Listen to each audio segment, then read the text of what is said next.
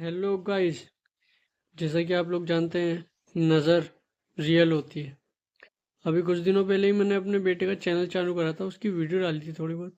मुझसे सब लोग कहते भी थे कि नज़र लग जाएगी, नज़र लग जाएगी, मत डालो। पर मैंने उनका यकीन नहीं माना। फिर थोड़े दिनों बाद देखिए, आपको मैं दिखाता हूँ मेरे बेटे के साथ क्या हुआ। ये देखिए गाइस, मेरे बेटे का पेट टूट गया। नज़र हकीकत में होती है, इसलिए आप इसको यकीन माने और आगे फॉलो करें, इस चैनल को सब्सक्राइब करें। हम ऐसे ही आपके लिए वीडियो बनाते रहेंगे।